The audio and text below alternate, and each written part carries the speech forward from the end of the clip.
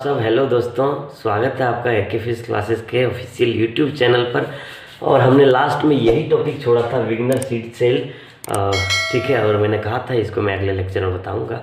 तो भाई पिछले लेक्चर में क्या हुआ था, यूनिट सेल के बारे में बताया था, ट्रांसलेशन फैक्टर के बारे में बताया था, ठीक है, और प्रिमिटिव और नॉन प्रिमिटिव सेल के बारे में बताया था। ठीक है, ये पाँचवा लेक्चर, आई थिंक ये 6 लेक्चर है, 6ठा लेक्चर होगा। ठीक है, आप पूरे लेक्चर को देखिएगा। और हमको जहाँ तक लगता है अगर आप पूरे लेक्चर को देख लेंगे ना, तो हमको लग रहा है पूरे जाके एग्जाम में लिख देंगे। टफ नहीं है, सब सोचने वाली बात है, बिल्कुल आसान है और चीज़ें समझने की होती है। ठीक है, और लैंग्वेज पर जाने की ज़रूरत नहीं, वो अपना भाषा में लिख दो, इंग्लिश में चलेगा। सिर्फ लेटर इंग्लिश का होना चाहिए, भाषा अपना रहे तो भी चलता है। ठीक है, तो बात है आज विग्नर सीड सेल का। तो विग्नर सीड सेल क्या होता है भाई, एक ऐसा पॉइंट के आसपास का वैसा क्षेत्र, वैसा एरिया जो किसी दूसरे पॉइंट से बहुत दूर हो जाता हो और इस पॉइंट के लिए वो बहुत करीब हो, तो उस सेल को, उस क्षेत्र को बोलते हैं विग्नर सीड सेल। जैसे जैसे इस पॉइंट का हम एरिया अगर निकालना है, विग्नर सीड सेल अगर हमको इस पॉइंट का दिखाना है, तो इसके आसपास का जितना भी हो सकता है उतना पॉइंट को आप बना दिए।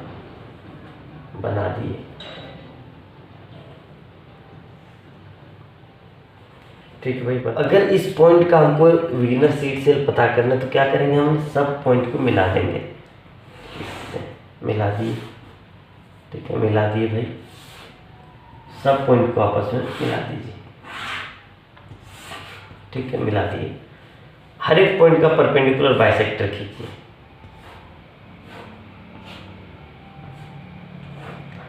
परपेंडिकुलर बाइसेक्टर मतलब जो 90 डिग्री बनाता हो, साथ में इस पर क्या ये लाइन को दो भागों में बांटता हूँ। यहाँ पर मेरा चूंकि ये पॉइंट ज़्यादा दूर ले लिया था, इसलिए दो भागों में बांट रहा, बट मैं समझाने के लिए बोल रहा हूँ। और ये 3D में होता है तो मैं 2D में बना रहा हूँ। ठीक है, तो चीज़ समझ में आनी चाहिए। और ये हर एक को आपस में क्या कीजिए, जोड़ दीजिए। ठीक है, तो देखिए आपको जिस तरह फुटबॉल होता है ना, उस तरह का संरचना आपको नजर में आ रहा होगा। फुटबॉल में होता है एक ऐसे ऐसे ऐसे ऐसे करके जुड़ा हुआ होता है ना, इस तरह से।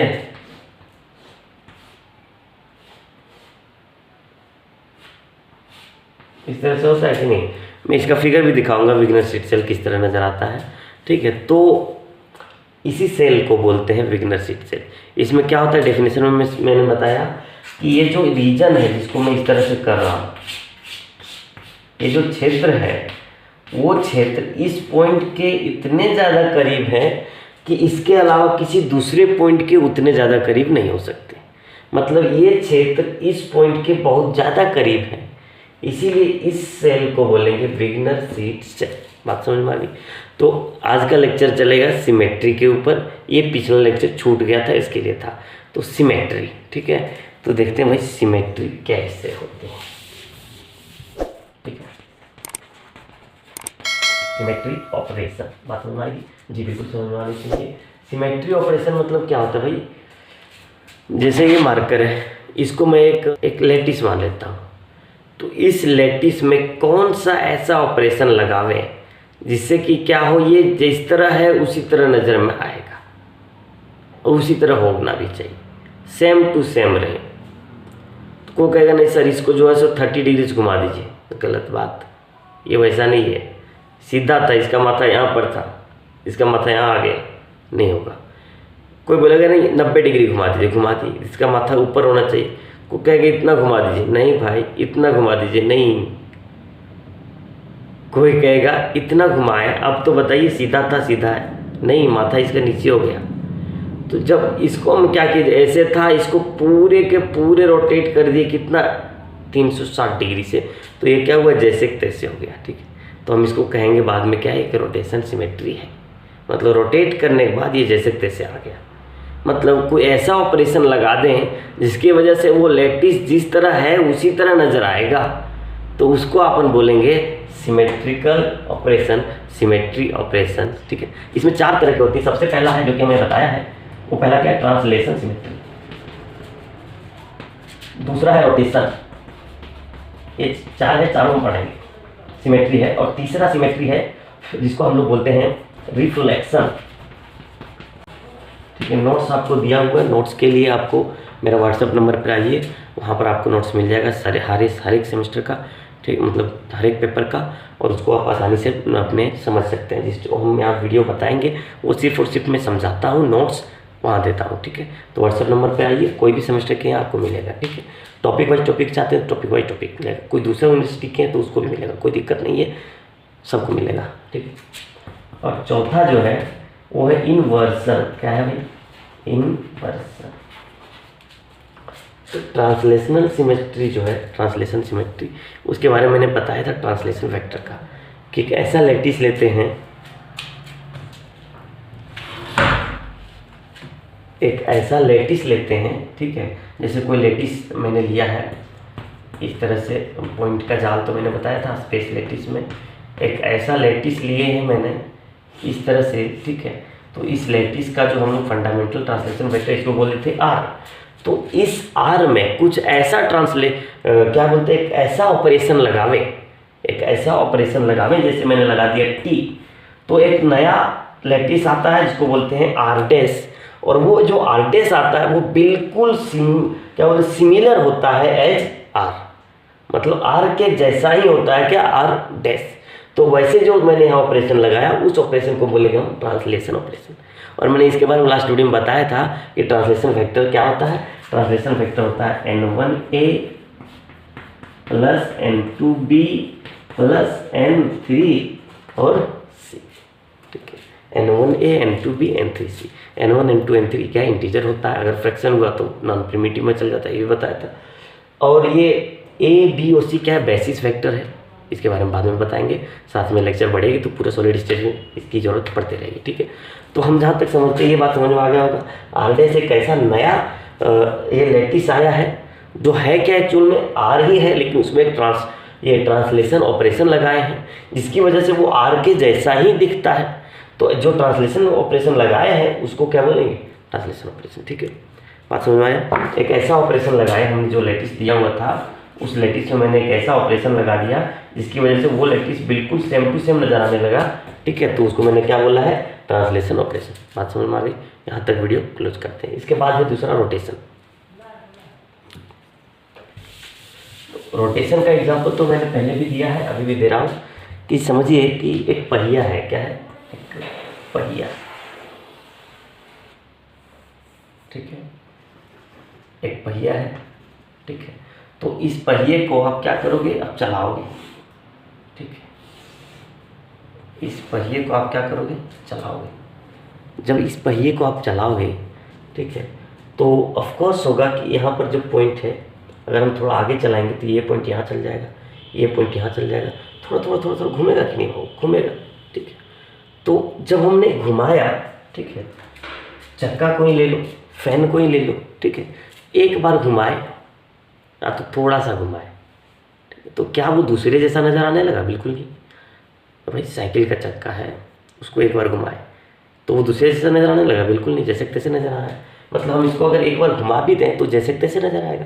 तो हुआ क्या एक्चुअल में मैंने यहाँ रोटेशन किया है, और रोटेशन करने के बाद वो सिमिलर नज़र आ रहा है, इसीलिए इसको क्या बोलेंगे, रोटेशन सिमेट्री, ठीक है। क्या बोलेंगे, रोटेशन सिमेट्री, ठीक है। कोई ऐसा लैटिस जिसको मैंने क्या करूं, रोटेट करूं, और रोटेट करें कोई एंगल फाई से, या तो कोई एंगल समझिए थीटा से, ठीक है, और थीटा से रोटेट करने के बाद क्या हो, वो उसी तरह नज़र आने लगे, ठीक है। तो इस ऑपरेशन को बोलेंगे रोटेशनल ऑपरेशन, ठीक है, रोटेशन सिमेट्री, ठीक है। क्या बोलेंगे, रोटेशन सिमेट्री, ठीक है। जैसे मैं क्या करूं, इसका एक्सिस कहाँ, एक्सिस इस तरह ऊपर में था, ठीक है, इस तरह ऊपर में था, उसी तरह मैं क्या करता हूँ, यहाँ पर देखो एक स्क्वायर लेता हूँ, ठीक है। स्क्वायर के बीचों बीच में इस तरह से एक एक्सिस लगाता हूँ, एक रखता हूँ, ठीक है, और मैं उसको घुमाता हूँ, और जैसे ही उसको मैं क्या करूँगा, 90 डिग्री घुमाऊँगा, 90 डिग्री घुमाऊँगा, ठीक है। तो होगा क्या, 90 डिग्री घुमाने के बाद ये जैसा है वैसे ही नज़र आ जाएगा, मतलब जो थीटा होगा वहाँ कितना हो जाएगा, 90 डिग्री हो जाएगा, ठीक है। यहाँ थीटा कितना, 1 2 3 4 5 6, तो हो जाएगा 60 डिग्री। तो इसका एक फॉर्मूला आता है जो कि यहाँ नहीं पढ़ना है, वो ये होता है n into theta equal to 2 pi, ठीक है। एन इंटू थीटा की जगह पे 60 डिग्री है इज इक्वल टू 2 और पाई की जगह 180। इसको काटेंगे तो आसानी से कट जाएगा। कितना आएगा ये, एन इक्वल टू आएगा 6। मतलब ये 6 तरीके से सिमेट्री नज़र आ सकता है।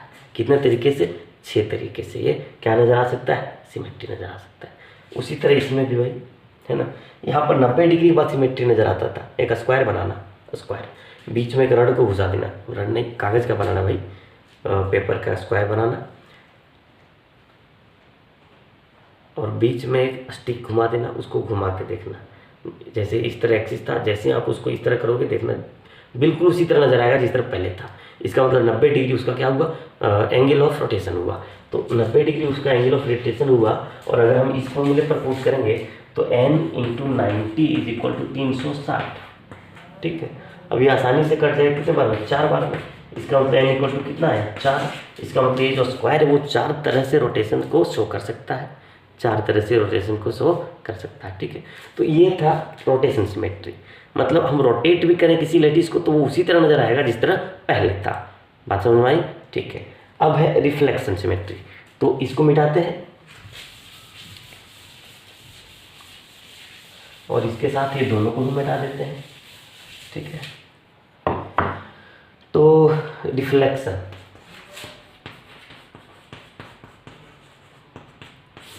तो ऐसा देखिए, एक स्क्वायर बनाते हैं या तो एक रेक्टेंगल बनाते हैं। इस तरह से कोई लैटिस है आपके पास। ठीक है, तो आपने क्या किया, इसको बीचों बीच में डिवाइड कर दिया। क्या किया, बीचों बीच में डिवाइड कर दिया। तो एक चीज़ नज़र आया आपको इस तरह से और एक नज़र आया आपको इस तरह से। और ये देखने में दोनों लग रहा है जैसे कि अगर हम यहाँ मिरर बैठा दूँ तो मिरर के अंदर जो इमेज बनेगा, अगर हम यहाँ क्या करें, मिरर बैठा दें तो मिरर के अंदर जो इमेज बनेगा वो इमेज ये वाला होगा। ठीक है, अगर हम क्या करें, इसके यहाँ पर इस तरह से, ठीक है, सॉरी उल्टा कर दिए, अगर इस तरह से है, देखो भाई, इधर को छोड़ दो, इधर को छोड़ दो, इधर को छोड़ दो, तो ये वाला किस तरह बनता है, इस तरह। इसी तरह मैंने यहाँ बनाया। अगर मैं यहाँ पर मिरर लगा दूँ, क्या लगा दूँ यहाँ पर, मिरर, क्या लगा दूँ, मिरर। ठीक है, तो मिरर के अंदर जो इमेज बनेगा वो क्या इस तरह होगा, जी बिल्कुल होगा। और देखो इस तरह और इस तरह, ये दोनों मिला देने के बाद क्या ये जिस तरह था उस तरह आ जाएगा, जी आ जाएगा। इसका मतलब मिरर लगाने के बाद जो इमेज फॉर्मेशन हुआ वो एक्चुअल में इसमें था, और इसमें था तो हम इसको क्या कहेंगे, ऐसे ऑपरेशन को क्या बोला करेंगे, रिफ्लेक्शन ऑपरेशन। ठीक है, रिफ्लेक्शन सिमेट्री बोला करेंगे। समझ में आई बात। इसी तरह एक पहिए का भी एग्जाम्पल ले सकते हैं, बिल्कुल ले सकते हैं। यहाँ पर मिरर लगा देंगे तो इधर का पार्ट का जो मिरर इमेज होगा वो ये वाला होगा, इधर वाले पार्ट का जो मिरर के अंदर इमेज बनेगा वो ये वाला बनेगा। ठीक है, तो इस ऑपरेशन को क्या बोलेंगे, रिफ्लेक्शन सिमेट्री। ठीक है, उसी तरह इन्वर्सन भी है। इन्वर्सन में क्या होगा देखते हैं भाई, ज़्यादा टाइम नहीं लेना चाहते हैं, जस्ट फिनिश, है ना। इसके बाद कल से चलेंगे हम लोग स्ट्रक्चर पर। ठीक है, इन्वर्सन है ना, बहुत चीज़ है, बहुत बढ़िया चीज़ है इन्वर्सन, और बहुत अच्छा चीज़ भी है ये। सुनिए ध्यान से, इन्वर्सन में क्या होगा, एक ऐसा लेटिस है जो इस तरह से है, किस तरह, इस तरह।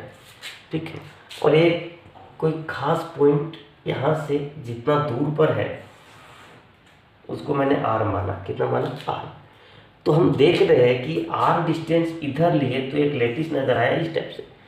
वही आर डिस्टेंस अगर मैं इधर ले लूँ तो यहाँ भी अगर एक लेटिस नज़र आएगा उसी तरह से, जिस तरह ये उसी तरह से अगर ये नज़र आएगा, ठीक है, उसी तरह से ये नज़र आएगा, तो हम क्या कहेंगे, जो ऑपरेशन मैंने लिया है आर यहाँ और माइनस आर यहाँ पर, ठीक है, तो इसको बोला करेंगे हम लोग इन्वर्सन। ठीक है, देखिए इन्वर्ट ये जो इन्वर्स है उसका मतलब क्या होता है, जस्ट उल्टा।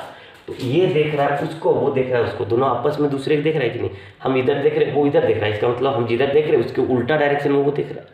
ठीक है, अगर हम इधर देख रहे हैं, कोई इंसान उधर ही देखे तो हम क्या कहेंगे कि वो सीधे डायरेक्शन में देख रहा है। अगर हम इधर देख रहे हैं, कोई इंसान मेरे तरफ देखे तो हम क्या कहेंगे, दोनों उल्टे डायरेक्शन में था। ठीक है ना, मेरे अनुसार से वो उल्टे डायरेक्शन में। तो वही हुआ कि इसको अगर देखिए पूरा का पूरा अगर हम मिला दें यहाँ से, इसको अगर हम पूरा पूरा यहाँ से मिला दें तो दोनों एकदम फिट बैठ जाता है। ठीक है, तो इस टाइप के ऑपरेशन को अपन बोलते हैं क्या, इन्वर्जन सिमेट्री। ठीक है, कि एक खास पॉइंट से जितना दूर पर ये लेटिस है उसी खास पॉइंट के ऑपोजिट डायरेक्शन में उतना ही दूर पर ये लेटिस है, और ये दोनों लेटिस दिखने में जस्ट एक जैसे दिख रहे हैं, ठीक है। तो इसको क्या बोलेंगे अपन, इन्वर्सन सिमेट्री, ठीक है। तो सिमेट्री की क्लास में बस आज तक इतना ही रखते हैं। नोट्स आपको मिल जाएगा व्हाट्सएप नंबर पर। आइए चैनल को सब्सक्राइब कीजिए, दोस्तों के साथ शेयर कीजिए, और बताइए क्या आप ऑफलाइन पढ़ने के लिए मेरे साथ तैयार है, तो हम हजारीबाग में आपसे बात करेंगे, ठीक है।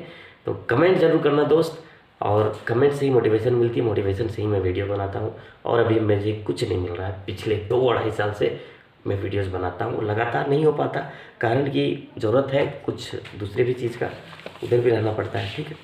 तो आज तक के लिए बस इतना ही। थैंक यू, बहुत बहुत धन्यवाद।